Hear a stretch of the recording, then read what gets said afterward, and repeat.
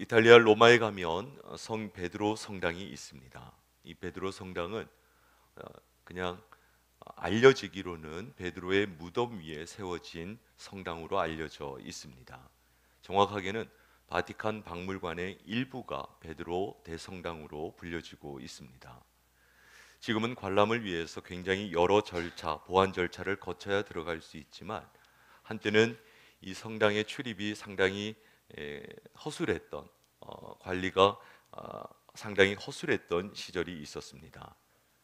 그런데 실제로 1972년 5월 21일 한 사건이 일어납니다. 한 사람이 성당 안으로 들어와 오른쪽으로 걸어 들어갑니다.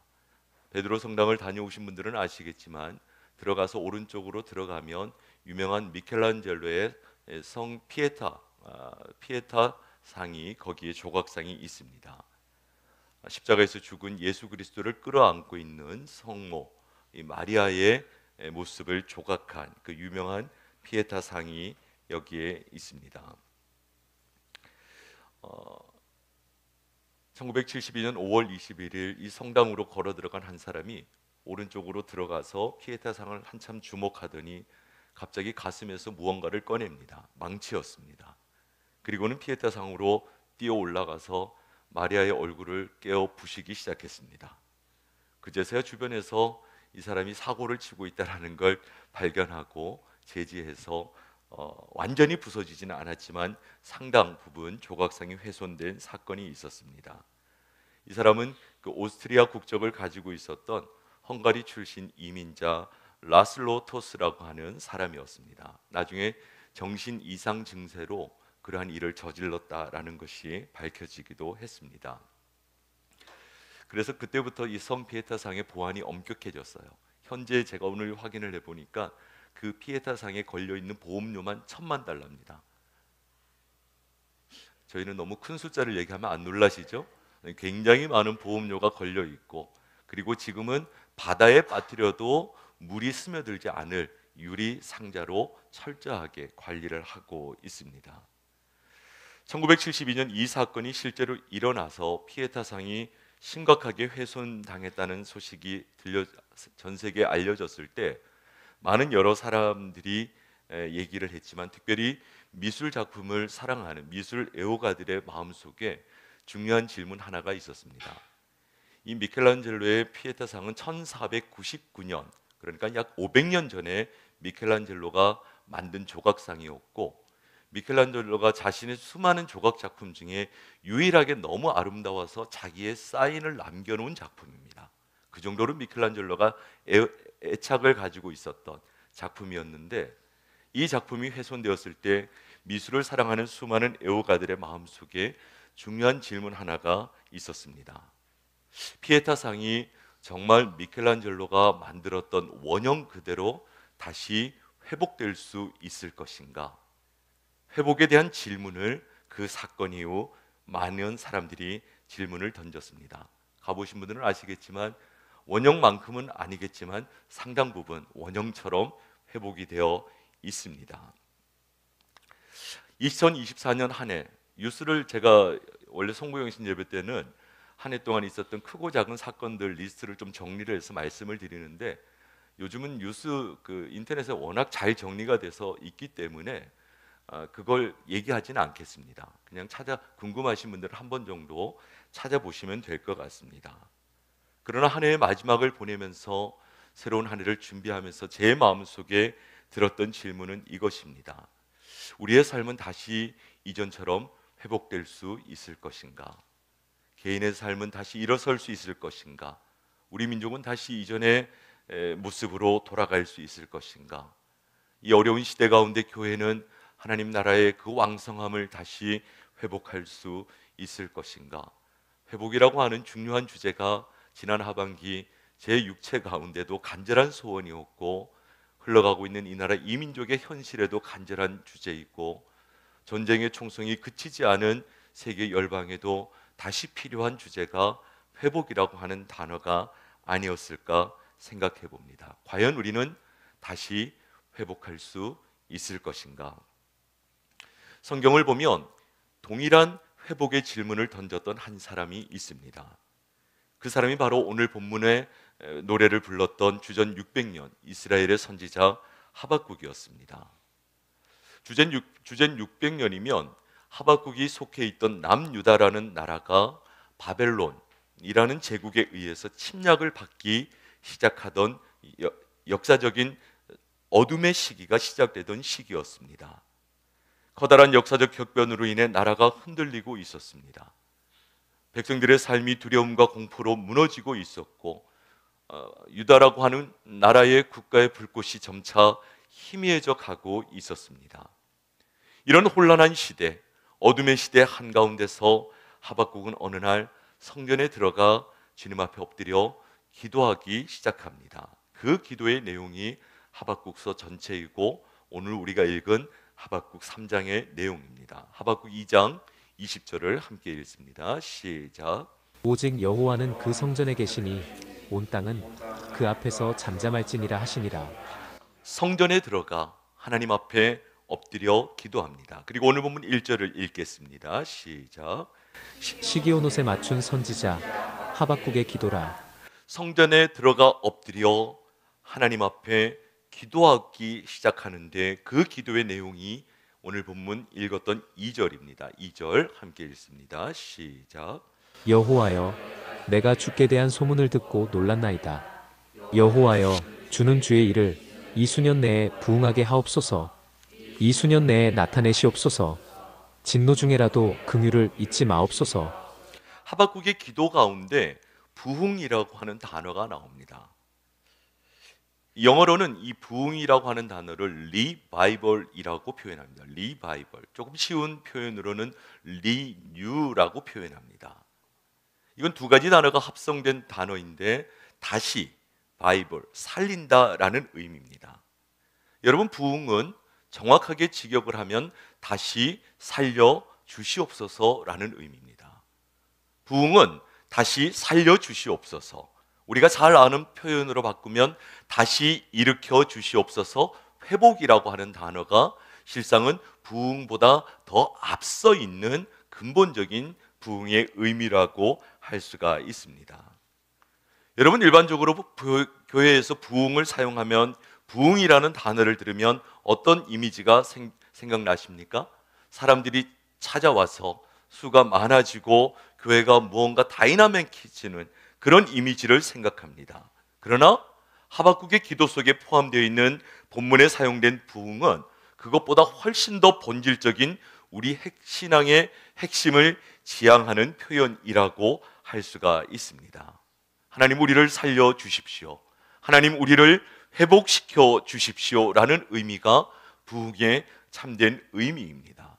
세계도 흔들리고 있고 경제도 흔들리고 있고 가정도 무너지고 있고 모든 것이 자리를 떠나 제자리를 찾지 못하고 흔들리는 이 시대, 주님, 다시 일으켜 주십시오. 다시 살려 주십시오.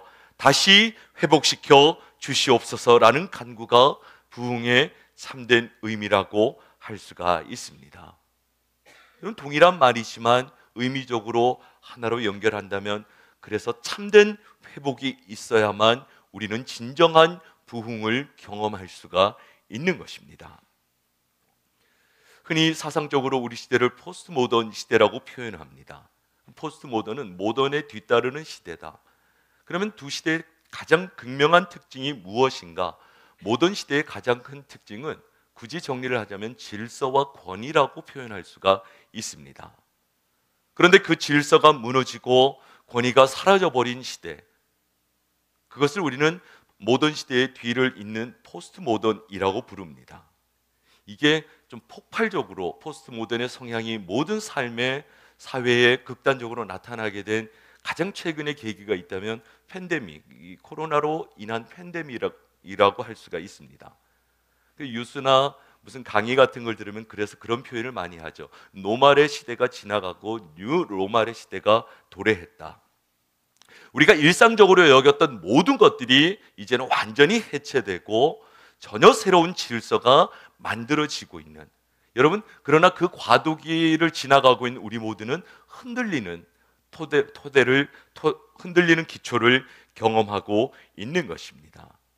이런 시대 우리 가운데 필요한 기도가 있다면 저는 오늘 하박국의 기도가 우리 개인이나 우리 교회나 우리 공동체 가운데 필요한 기도라고 생각합니다. 그것은 다름 아닌 주님 우리를 회복시켜 주시옵소서, 주님 우리를 다시 살려 주시옵소서라는 기도입니다. 무엇보다 우리가 간절히 구하고 사모해야 하는 것은 영적인 회복입니다. 하나님 다시 한번 우리를 만져주시고 하나님이 주목하시며 기뻐하셨던 그 모습대로, 그 모습으로 우리가 다시 새로워지기를 원합니다. 진정한 부흥을 위해서는 하나님 앞에서 이 참된 영적 부흥이 있어야 하는 것입니다. 저는 2025년 한 해가 우리 각자가 먼저 하나님 앞에 이렇게 다시 살아나는 한 해가 될 수 있기를 주님의 이름으로 축원합니다. 우리 교회가 이런 영적인 부흥을 누리는 한 해가 되기를 원합니다. 참된 부흥이 이 나라 이 민족 가운데, 사랑하는 성도들의 가정 가운데 이 한 해 동안 새로운 한 해 임하기를, 그래서 하나님이 주시는 회복과 참된 부흥을 누리는 2025년 한 해가 되기를 주님의 이름으로 축원합니다.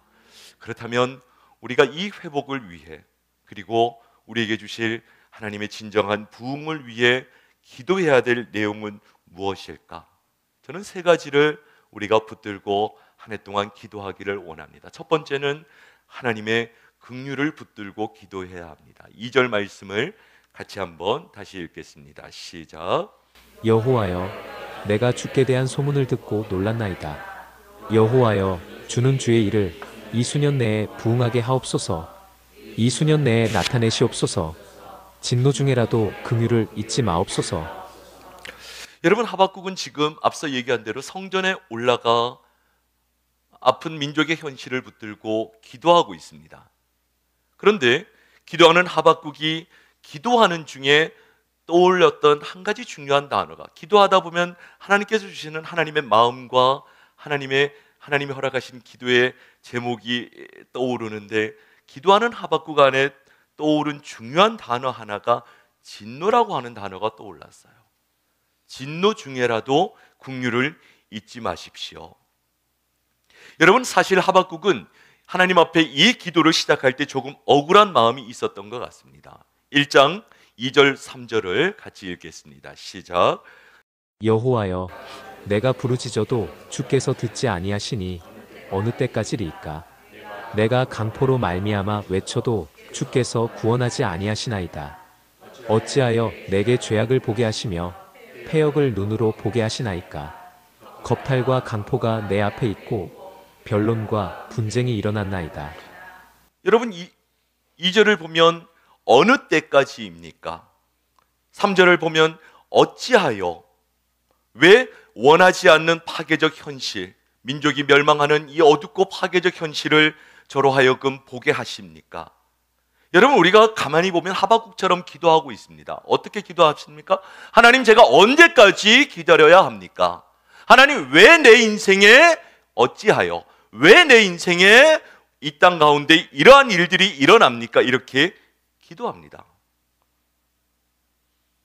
1장 13절을 다시 한번 읽어보겠습니다. 1장 13절 시작. 주께서는 눈이 정결하심으로 악을 참아 보지 못하시며 패역을 참아 보지 못하시거늘 어찌하여 거짓된 자들을 방관하시며 악인이 자기보다 의로운 사람을 삼키는데도 잠잠하시나이까? 지금 자신이 속한 남유다 이 민족이 하나님 보시기에 온전하고 완전하고 하나님이 기대하실 만한 거룩한 민족이라고 단언할 수는 없지만, 그럼에도 불구하고 이 민족을 침략하는 바벨론은 하나님을 전혀 모르는 민족 아닙니까? 그런데 어찌 그 악한 자들이 의로운 자들을 삼키는 것을 왜 방관하십니까? 왜 그들이 하나님의 백성들을 죽이고 있는데도 하나님은 왜 잠잠하고 계십니까? 반문이 생긴 거예요. 기도하는 가운데. 요즘 말로 표현하면 이런 겁니다. 비록 교회가 온전하지 못하고 부족하고 믿음의 사람들이 빛과 소금의 그리스도의 향기된 삶을 온전히 살지 못함에도 불구하고 그래도 하나님이 구원하신 하나님의 백성들인데 왜 이 교회가, 성도가 세상으로부터 비난을 받아야 됩니까? 왜 하나님 무고한 희생이 하루아침에 참사 가운데 목숨을 잃어야 되고, 왜 아무 잘못이 없는 민족들이 전쟁을 벌여 수많은 젊은 사람들이 그 민족이 눈물을 흘리는 이 고통스러운 시대를 우리 보고 지나가게 하고 계십니까? 왜라고 하는 질문이 있는 거예요. 왜라고? 또 하박국은 이렇게 얘기합니다. 하박국 1장 14절 같이 읽겠습니다. 시작. 주께서 어찌하여 사람을 바다의 고기 같게 하시며 다스리는 자 없는 벌레 같게 하시나이까. 여러분, 이 말이 무슨 얘기입니까? 땅에 기어다니는 벌레도 지도자가 있다는 거예요. 리더가 있다라는 거예요. 땅에 기어다니는 벌레도 다스리는 자가 있는데, 어찌 사람이 다스리는 자 없는, 벌레만도 못한 존재로 취급받는, 인도할 자를 잃어버린 벌레처럼, 땅을 정처 없이 방황하는 벌레처럼 왜 우리를 두고 보십니까?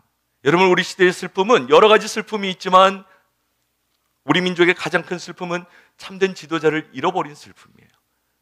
깃발을 들고 따라가고 싶은 리더를 잃어버린 시대. 노래하면서 함께 가자고 외칠 때 따라갈 만한 참된 지도자를 잃어버리고, 길을 잃어버리고 방황하는 고깃떼처럼 그렇게 방황하는 시대. 하박국이 그걸 가지고 기도한 거예요. 왜 우리 민족에게 이런 고통스러운 시간을 허락하십니까? 왜? 하박국은 왜, 언제까지, 어찌하여 우리에게 이런 고통스러운 시간을 지나가게 하십니까? 그런 질문을 기도하는 자리에서 쏟아내는 거예요. 그 이면에는 뭐가 있습니까? 억울함이 있는 거예요. 억울한 마음이 베어져 있는 것입니다. 자, 그런데 그렇게 시작했던 기도가 1장을 지나 2장을 지나 3장 2절에 오면 한 가지 사실을 깨닫는 거예요. 진노라고 하는 단어가 하박국의 기도하는 자리에서 그의 내리를 스쳐 지나가고 있는 겁니다. 우리가 평안한 시절, 먹고 살만한 시절에는 오히려 방탕하고 주어진 삶으로 하나님을 모르는 자처럼 살았는데, 이 암담한 현실에 직면해서야 하박국은 혹 이 암담한 현실이 어떤 우리 앞에 지도자의 문제나 국제 정세의 문제나 많은 사건 사고 속에 우리의 억울함을 토로하기 이전에 어쩌면 이것은 우리 시대를 향한 하나님의 거룩한 진노일 수 있다라고 하는 그 생각이 기도하는 하박국의 마음을 스쳐 지나간 것입니다. 그래서 하박국이 기도하고 있는 거예요. 하나님의 진노로 인한 삶의 고통이라면 이제라도 그 진노의 채찍을 맞겠습니다. 그러나 주님, 이 시간이 너무 오래 가지 않기를 원합니다. 그래서 터져 나오는 기도가 하나님 허락하시는 진노 중에 있지만 그 진노 가운데 더 큰 하나님의 긍휼이 베풀어지기를 원합니다. 여러분, 고통스러운 시대, 인간의 힘으로 모든 것을 풀어낼 수 없는 혼란스러운 시대, 이전의 시대가 지나가고 새로운 질서가 도래하는 이런 과도기적인 토대가 흔들리는, 기초가 흔들리는 이런 시대 가운데 우리가 기대할 수 있는 것은, 흔들리는 시대에는 흔들리지 않는 하나님의 은혜를 기대해야 되는 거예요. 하나님의 긍휼을 구하면서 기도해야 된다라는 것을 말씀하고 있습니다.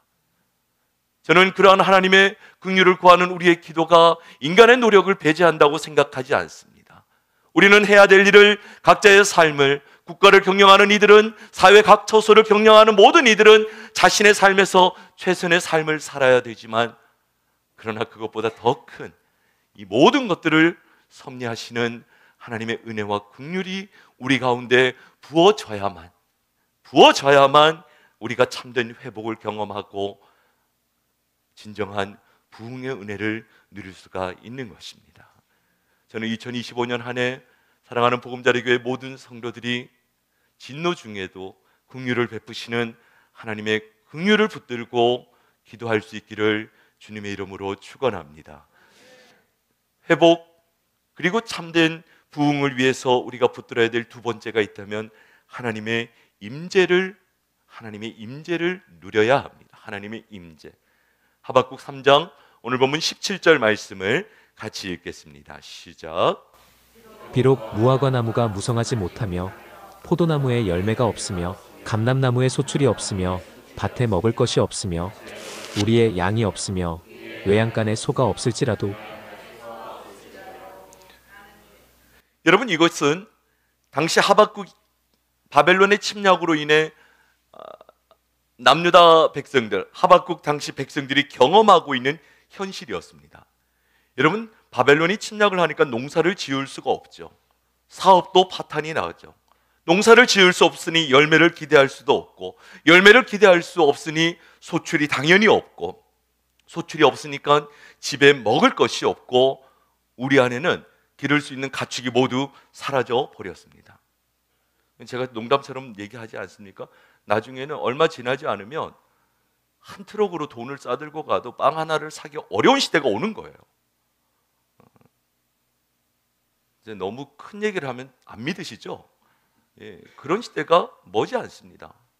돈을 싸들고 가도 우리의 소출이, 우리의 가축이 없고 먹을 수 있는 이 경제적인 공황의 시대가 하박국이 직면하고 있는 역사적인 현실이었다라는 것을 표현하고 있는 거예요. 먹고 마시는 것으로 인해 고통당하는 시대를 하박국과 남유다가 지나가고 있는 겁니다. 그런데 하박국이 18절에 이렇게 기도합니다. 18절 시작. 나는 여호와로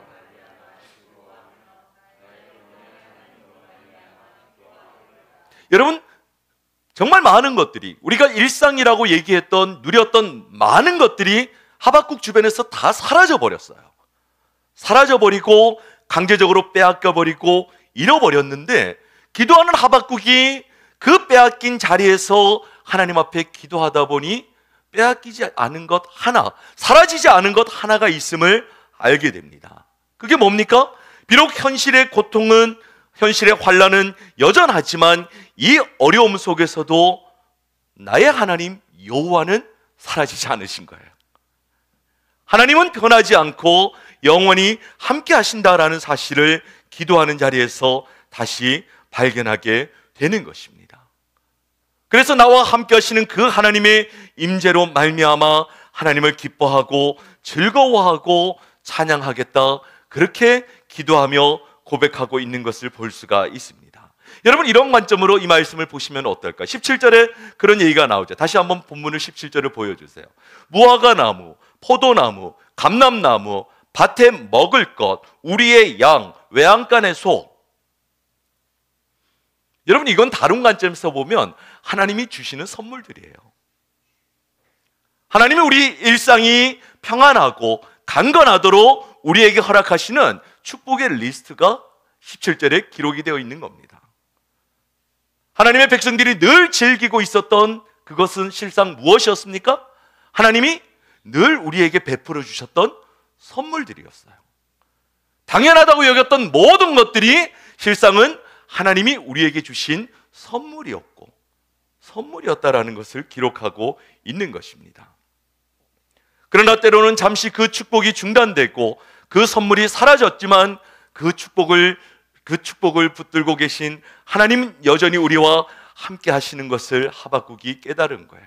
여러분, 선물도 귀하지만 선물을 주는 분은 더 귀한 분이잖아요. 그런데 우리는 때때로 선물을 주시는 그 분보다 그 선물 자체에 집착할 때가 너무 많죠. 심지어는 그 선물에 집착한 나머지 주시는 분을 망각할 때가 많이 있습니다. 그것을 성경이 우상숭배라고 부르는 겁니다. 우상숭배. 여러분, 우리에게 익숙한 것, 우리에게 친근한 것, 우리가 소중히 여기는 것 때문에 정작 하나님이 보이지 않는다면 실상은 손에 들고 있는 무화과나무, 감람나무, 우리에 있는 양, 외양간에 있는 소, 이 모든 것들이 우리의 우상이 될 수가 있는 것입니다. 하나님이 재물을 주셨는데 재물을 즐기다가 하나님이 보이지 않으면 재물은 우상이 되는 거예요. 자식이 좋지만 그러나 그 자녀 때문에 하나님을 망각하면 자녀도 우상이 되는 것입니다.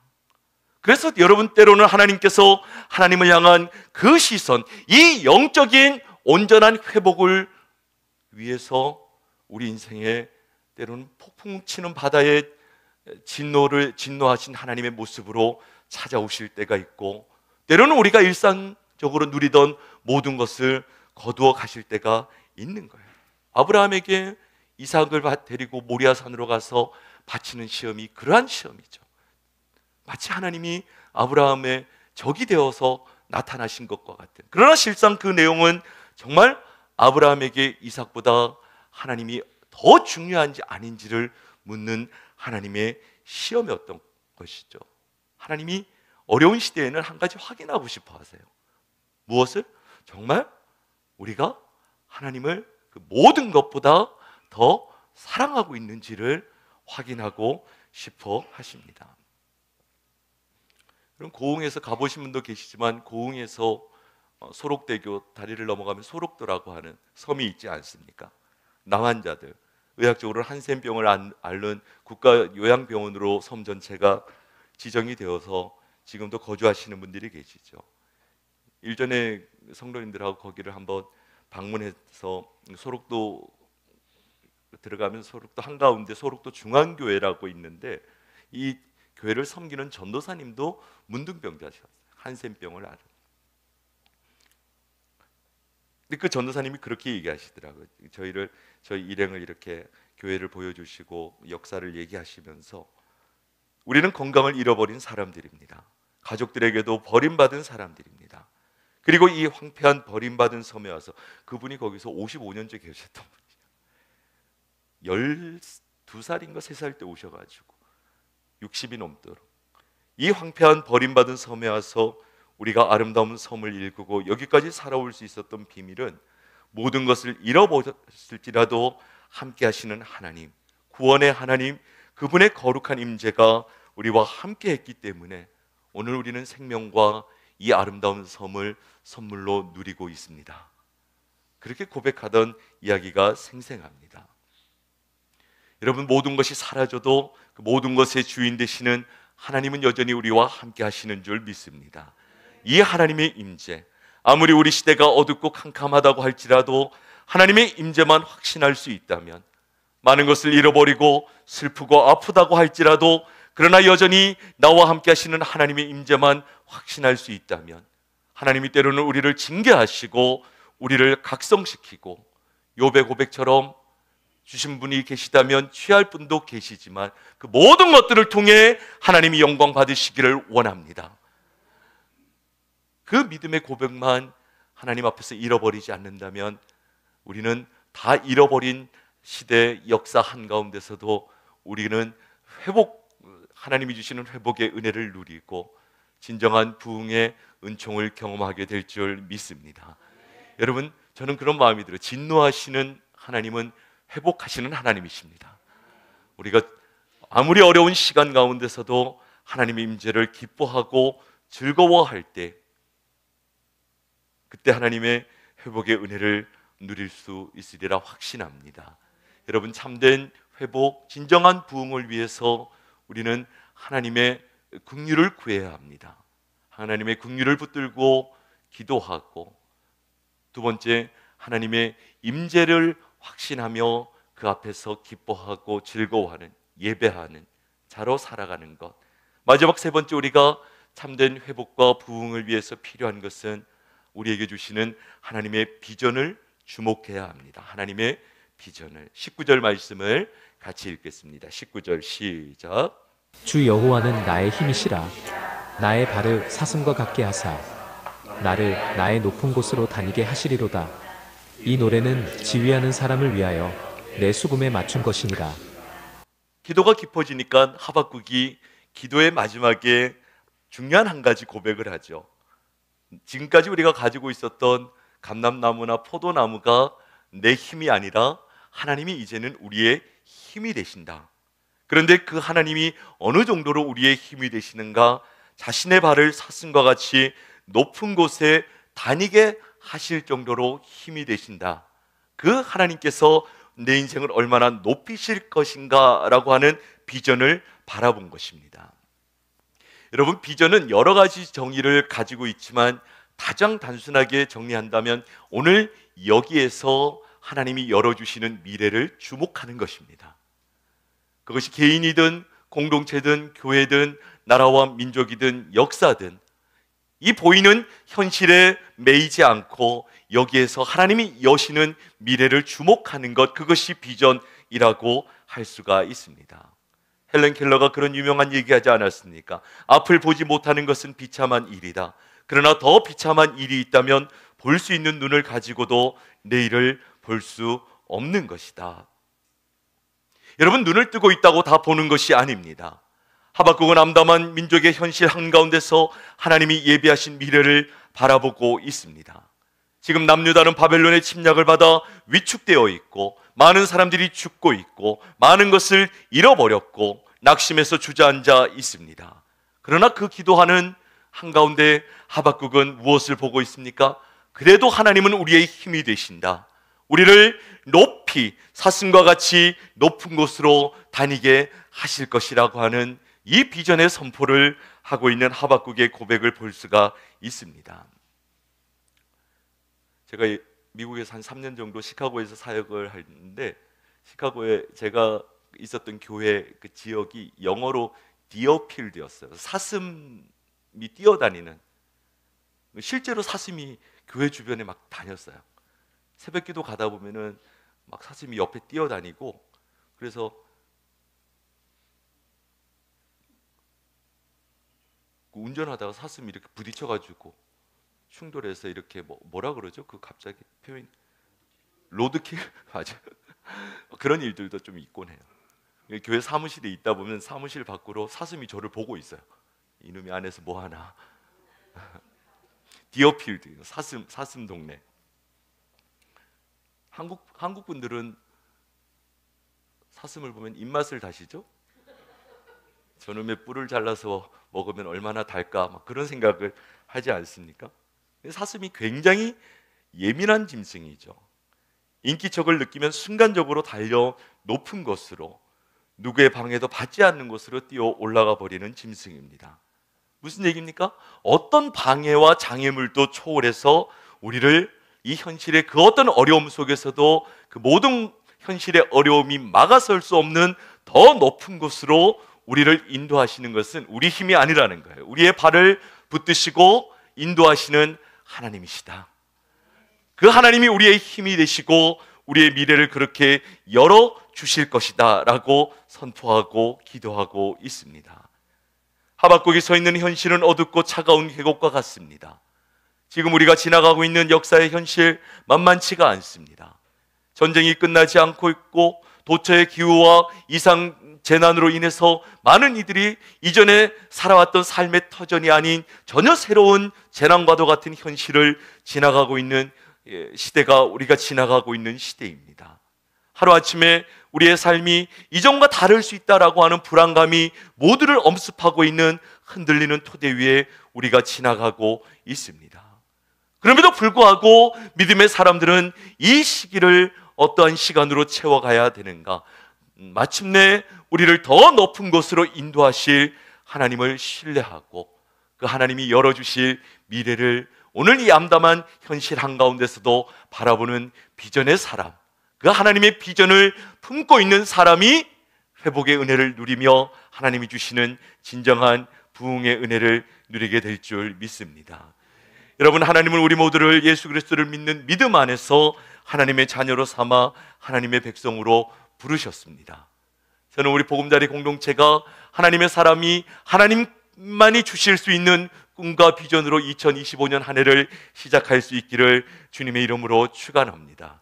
여러분, 하박국이 예언할 때는 바벨론에 의해서 멸망하던 시간이었지만 어떤 꿈을 주십니까? 전혀 예상치 못한 고레스라고 하는 이방 왕의 손을 통해서 70년 만에 다시 고국으로 돌아와서 그들의 무너진 삶은 회복될 것이고 무너진 성전은 다시 일으켜질 것이며 그 성전에서 하나님을 다시 아름답게 예배할 날이 찾아올 것이라고 하는 이 역사적인 부흥의 회복의 비전을 하나님은 허락해 주신 것입니다. 저는 우리 보금자리 교회가 2025년 모두 꿈을 꿀 수 있기를 주님의 이름으로 축원합니다. 하나님의 긍휼을 구한다면 우리의 삶은 다시 일어날 것이고 하나님이 우리 가운데 계신 하나님이 늘 함께 하시는 하나님이심을 기억하고 그 앞에서 예배한다면 우리는 다시 부흥할 것이고 무엇보다 하나님이 주신 비전을 붙들고 있다면 우리의 성도들, 우리의 성도님들의 가정, 우리 보금자리 공동체가 2025년 하나님이 주시는 참된 회복과 부흥의 은혜를 누리게 될 줄 믿습니다. 여러분, 높은 곳은 물리적으로 단순히 높은 골짜기 공간을 의미하는 것이 아니라 하박국이 노래하는 이 높은 곳은 하나님의 영광을 체험하는 곳, 하나님을 찬양하는 곳, 하나님의 비전을 경험할 수 있는 곳. 보금자리 교회가 2025년 그런 높고 높은, 제가 이 표가 11월 달에 제가 병원에 입원해 있을 때 한 3주 동안 생각하고 기도하는 것밖에 할 게 없는 동안 이 표를 하나님이 주셨어요.